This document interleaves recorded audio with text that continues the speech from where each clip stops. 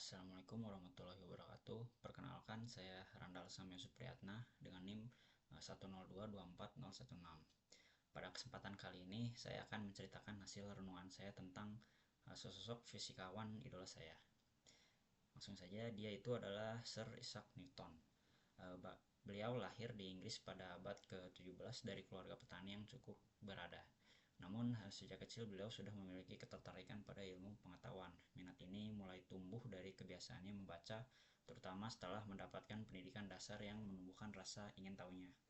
Bahkan diceritakan beliau juga lebih sering menghabiskan waktu untuk membaca buku dibanding membantu pekerjaan keluarga seperti berternak. Pada saat wabah besar melanda Inggris dan aktivitas perkuliahan terhenti, Newton justru memanfaatkan waktunya dengan sangat maksimal. Di masa inilah ia mengembangkan banyak sekali gagasan penting seperti kalkulus, hukum gravitasi, dan 3 hukum gerak Newton hingga penelitian di bidang optik. Salah satu karya terbesarnya itu adalah buku Principia Mathematica. Di buku ini ia kebetulan merumuskan konsep kalkulus secara paralel dan individu dengan matematikawan Leibniz.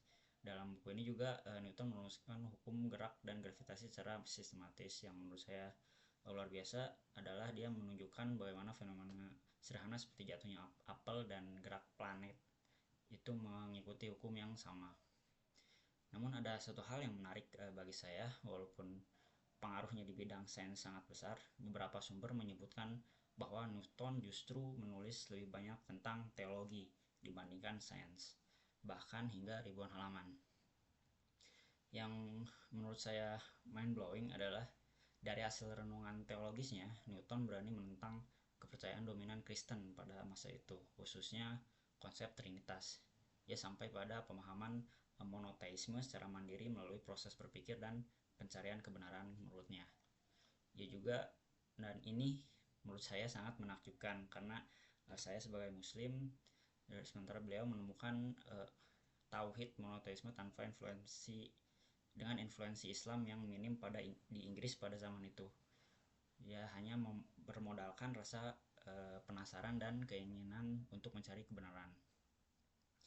Singkat cerita, obsesinya terhadap rasa ingin tahu sangat menginspirasi saya karena saya merasa di dalam diri saya juga ada api semangat yang sama, namun saya juga sadar bahwa kita ini hidup di zaman yang berbeda. Di masa sekarang, tantangan terbesarnya bukan keterbatasan, tapi justru distraksi seperti media sosial dan hal-hal lain yang sering mengalihkan fokus. Karena itu, saya berharap saya bisa memaksimalkan rasa penasaran tersebut untuk menjadi sesuatu yang bermanfaat bagi banyak orang. Dan terakhir, mengenai pandangan saya tentang ilmu fisika, saya memandang fisika sebagai ilmu yang menjelaskan bagaimana Tuhan mengatur alam semesta. Mirip seperti Newton. Setiap hukum, setiap peristiwa, semuanya terjadi atas kehendaknya. Semoga dengan mempelajari fisika kita bisa memanfaatkannya untuk kebaikan banyak orang dan sekaligus mendekatkan diri kepadanya. Amin. Terima kasih.